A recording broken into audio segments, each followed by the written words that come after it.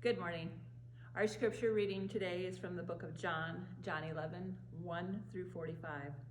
Now a certain man was ill, Lazarus of Bethany, the village of Mary and her sister Martha. Mary was the one who had anointed the Lord with perfume and wiped his feet with her hair. Her brother Lazarus was ill. So the sister sent a message to Jesus, "Lord, he whom you love is ill." But when Jesus heard it, he said, "The illness does not lead to death. Rather, it is for God's glory, so that the Son of God may be glorified through it." Accordingly, though Jesus loved Martha and her sister and Lazarus, after having heard that Lazarus was ill, he stayed 2 days longer in the place where he was. Then, after this, he said to the disciples, "Let us go to Judea again." The disciples said to him, "Rabbi, the Jews were just there now trying to stone you, and are you going to go there again?" Jesus answered, "Are there not 12 hours of daylight? Those who walk during the day do not stumble because they see the light of the world. But those who walk at night stumble because the light is not in them." After saying this, he told them, "Our friend Lazarus has fallen asleep, but I am going there to waken him." The disciples said to him, "Lord, if he has fallen asleep, he will be all right." Jesus, however, had been speaking about his death, but they thought that he was referring merely to sleep. Then Jesus told them plainly, "Lazarus is dead.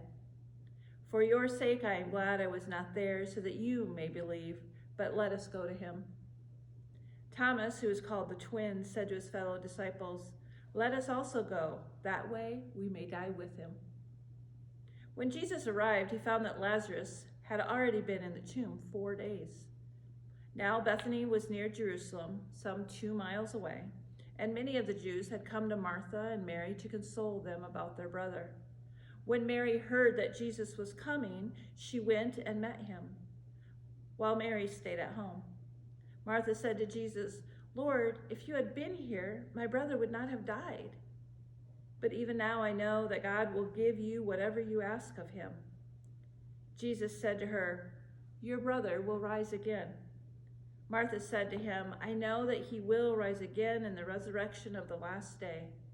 Jesus said to her, "I am the resurrection and the life. Those who believe in me, even though they die, will live. And everyone who lives and believes in me will never die. Do you believe this?" She said to him, "Yes, Lord, I believe that you are the Messiah, the Son of God, the one coming into the world." When she had said this, she went back and called her sister Mary and told her privately, "The teacher is here and is calling for you." And when she heard it, she got up quickly and went to him. Now, Jesus had not yet come to the village, but was still at the place where Martha had met him. The Jews who were with her in the house consoling her saw Mary get up quickly and go out. They followed her because they thought that she was going to the tomb to weep there.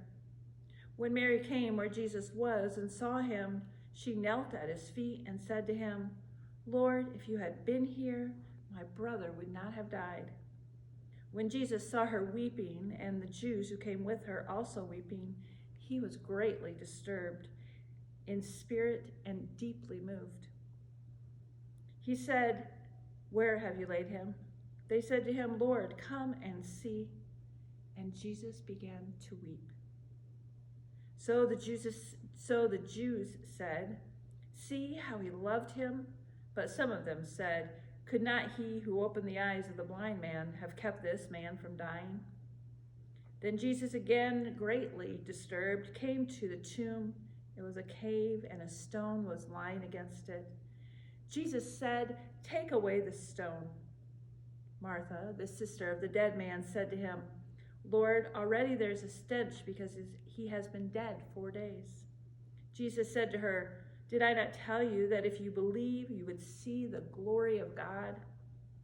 So they took away the stone, and Jesus looked upward and said, "Father, I thank you for having heard me. I knew that you always hear me, but I have said this for the sake of the crowd standing here, so that they may believe that you sent me."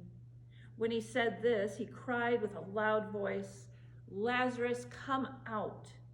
The dead man came out, his hands and feet bound with strips of cloth, and his face wrapped in a cloth.